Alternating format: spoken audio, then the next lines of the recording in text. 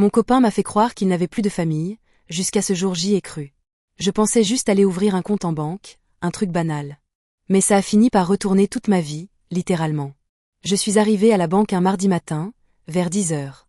J'avais pris rendez-vous pour ouvrir un compte joint avec mon copain, enfin, mon ex maintenant, Lucas. Il travaillait ce jour-là, du coup j'y allais seule pour préparer les papiers, et il devait signer plus tard. J'étais dans la salle d'attente, tranquille, en train de regarder mon téléphone. Et là, je vois un conseiller passer devant moi avec une femme. Elle devait avoir la cinquantaine, super bien habillée, genre tailleur beige, sac qui coûtait sûrement mon loyer. Et les employés la traitaient comme une cliente VIP. Tu sais, le genre qui n'a même pas besoin de son numéro de passage, qui va direct en salle de réunion privée, avec le café déjà posé. Le conseiller lui dit en souriant. « Bonjour Madame Delcourt, comme d'habitude, on vous installe dans votre salon privé. » Et là, j'ai levé la tête d'un coup. Delcourt. Le même nom que Lucas. Au début, je me suis dit. Bon, c'est peut-être juste un nom commun. Mais je t'assure, mon cœur a fait un bond. Parce que Lucas, lui, m'avait toujours dit qu'il n'avait plus personne. Famille décédée, parents morts quand il avait 12 ans, éduqué par sa grand-mère, puis elle aussi décédée quand il avait 21 ans. Je connais son histoire par cœur. Je l'ai entendue tellement de fois. Mais là, entendre Delcourt dans ce contexte. Je sais pas, j'ai senti comme un truc dans mon ventre. Un mélange d'intuition, de confusion, et de peur aussi, bizarrement. Je me suis dit. Arrête de psychoter, tu deviens folle. C'est un nom comme un autre. Sauf que quelques minutes plus tard, cette fameuse Madame Delcourt est repassée devant moi. Et j'ai remarqué un truc, elle a les mêmes yeux que Lucas. Les mêmes, genre la même forme, la même couleur. Ça m'a glacé. Mon rendez-vous démarre, mais honnêtement, j'étais plus du tout dans le truc. Le conseiller parlait, et moi j'entendais que des bruits de fond. Quand je suis sortie, je me suis dit. Je dois lui parler. Je sais que c'est ridicule, mais je suis allée m'asseoir au café juste en face, en terrasse, en mode espionne nulle, attendre qu'elle ressorte. J'ai attendu. 1 heure. 1h30. Je me disais, elle va forcément ressortir, elle va partir, je pourrais lui parler juste 2 minutes. Et effectivement, elle est sortie. Elle marchait vite, comme quelqu'un d'important, tu vois. Je me suis levée immédiatement, j'ai un peu couru derrière elle, c'était gênant, mais j'étais déterminée. Je lui touche légèrement le bras. Excusez-moi, désolée, est-ce que je peux vous poser une question ? Elle se tourne vers moi, un peu surprise, mais polie. Et je lui demande, sans tourner autour du pot. Vous vous appelez bien Delcourt ? Elle me regarde, un peu méfiante d'un coup. Oui. Pourquoi ? Et là je panique. Je peux pas lui dire, je crois que vous êtes la mère de mon copain qui m'a dit que vous étiez morte depuis longtemps. J'allais pas sortir ça. Alors je lui dis que je crois connaître quelqu'un de sa famille et que j'aimerais juste en discuter si elle a 2 minutes. Elle hésite, mais elle accepte, parce qu'on était justement devant le café. On soit. Je tremblais. Je sais pas pourquoi, mais je tremblais vraiment. Je lui demande alors si elle a un fils. Et elle me dit oui, qu'elle en a un. Et là je sens ma gorge se contracter. Je lui demande son prénom. Elle me répond. Lucas. J'ai eu l'impression que le sol s'ouvrait sous moi. Je crois que je suis restée figée au moins 5 secondes. Elle m'a même demandé si ça allait. Je lui dis. Yeah. Lucas, c'est mon copain. Je voyais dans ses yeux que quelque chose se passait. Genre un mélange de surprise, d'émotion, et de douleur aussi, je crois. Elle me dit. Il va bien ? Comme si elle n'avait pas eu de nouvelles depuis longtemps. Ce qui m'a tout de suite interpellée. Je lui explique doucement que Lucas m'a toujours dit qu'il n'avait plus de famille. Que tout le monde était mort. Et là, je vois le visage de cette femme se décomposer. Elle était choquée. Ébranlée. Attristée. Tout en même temps. Elle me dit d'une voix très calme.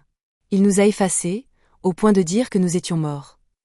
J'étais tellement mal à l'aise, j'aurais voulu disparaître. Mais en même temps, j'avais besoin de comprendre. Elle me raconte alors leur histoire. Et j'étais loin d'être prête pour ce que j'allais entendre. Lucas vient d'une famille très aisée. Genre vraiment très aisée. Parents toujours en déplacement, toujours en voyage d'affaires, jamais là. Toujours quelqu'un pour s'occuper de lui, jamais un vrai moment de présence. Elle m'a expliqué qu'ils avaient construit leur réussite comme une obsession, et que sans s'en rendre compte, ils avaient laissé leur fils grandir un peu seul, même s'il n'a jamais manqué matériellement. Elle m'a dit. On a fait ce qu'on a pu, mais on a raté beaucoup de choses. J'étais bouleversée. Parce que Lucas ne m'avait jamais dit ça. Il m'avait peint un tableau d'abandon, oui, mais un abandon total, à cause de la mort, pas à cause de parents vivants mais absents. Madame Delcourt m'explique aussi qu'ils ont beaucoup essayé de se rapprocher de lui quand il est devenu adulte. Mais lui, il rejetait tout. Il refusait leur aide, leur argent, leurs invitations. Il venait les voir parfois, en secret, mais jamais longtemps. Et il ne voulait surtout pas qu'on sache qu'ils étaient sa famille. Elle m'a dit exactement. Il nous voit quelques fois par an, mais il tient à ce que ça reste discret.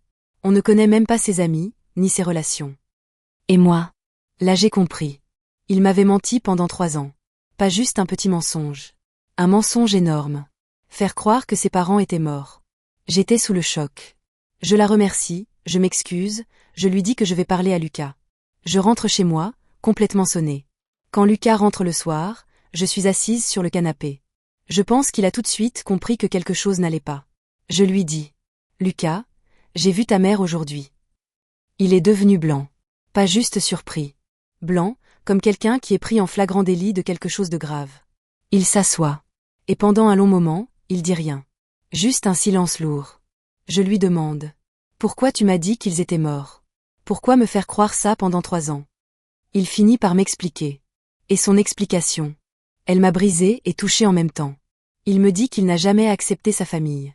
Pas leur richesse, pas leur façon de vivre, pas leur façon de l'aimer. Il a grandi en se sentant comme un projet secondaire, entre 2 voyages. Il a passé son enfance avec des nounous, des précepteurs, jamais ses parents. Et en grandissant, il s'est dit que si un jour il construisait une relation, il voulait être aimé pour qui il est. Pour lui. Pas pour son nom. Pas pour l'argent derrière. Pas pour ce que sa famille représente. Il me dit exactement. J'avais peur que tu m'aimes différemment si tu savais. Et je lui réponds. Mais tu ne pouvais pas juste me dire que tu venais d'une famille riche, mais que t'avais coupé les ponts? Pourquoi dire qu'ils sont morts? Il baisse les yeux. Il me dit qu'il voulait une rupture totale. Qu'il voulait repartir de zéro. Qu'il voulait que sa nouvelle vie n'ait aucun lien avec son ancienne. Il ne voulait pas à nouveau se sentir jugé, contrôlé, infantilisé. Et il pensait que le plus simple, c'était de tuer symboliquement sa famille, socialement. Pour tout le monde. Même pour moi. Je te jure, j'arrivais pas à y croire. J'étais partagée entre la compassion et la colère. Parce que oui, je l'aimais. Oui, je comprenais sa douleur d'enfant. Mais on ne ment pas comme ça. On ne joue pas avec un truc aussi grave. Je lui dis que je l'aime, que je m'en fiche complètement de l'argent, du nom, de tout ça. Que c'est lui que j'ai aimé depuis le début. Que jamais je ne l'aurais jugé pour son passé. Et je lui dis aussi. J'aimerais rencontrer tes parents. Pas parce qu'ils ont de l'argent. Mais parce qu'ils existent. Et parce que je suis avec toi. Et que ça fait partie de ta vie, même si c'est compliqué. Il panique un peu. Il me dit qu'il a honte. Qu'il ne veut pas m'exposer à eux. Qu'il a peur que ça fasse revenir des trucs du passé. Qu'il veut protéger notre couple. Et là, j'ai craqué. Je lui ai dit. Mais comment tu veux que je te fasse confiance maintenant? Comment tu veux qu'on construise quelque chose de solide si tu me caches toute une partie de ta vie? Il s'est mis à pleurer. Moi aussi. On a parlé pendant des heures. Des heures. Il m'a dit qu'il était prêt à faire un effort, qu'il accepterait que je rencontre ses parents, si c'était important pour moi. Mais il voulait que ce soit progressif, qu'on prenne le temps. Sauf que, je sais pas. Un truc s'est cassé ce jour-là. Pas uniquement à cause du mensonge. Mais parce que je me suis rendu compte que pendant 3 ans, on n'avait pas vécu la même relation. Moi, j'étais complètement transparente avec lui. Lui, il m'aimait, oui. Mais il avait construit notre relation sur un mensonge énorme. On a essayé pendant quelques semaines. On a eu des discussions difficiles, on a essayé de reconstruire. Mais moi, j'arrivais pas à passer au-dessus. S'il a été capable de me faire croire pendant 3 ans que ses parents étaient morts. Quoi d'autre est faux?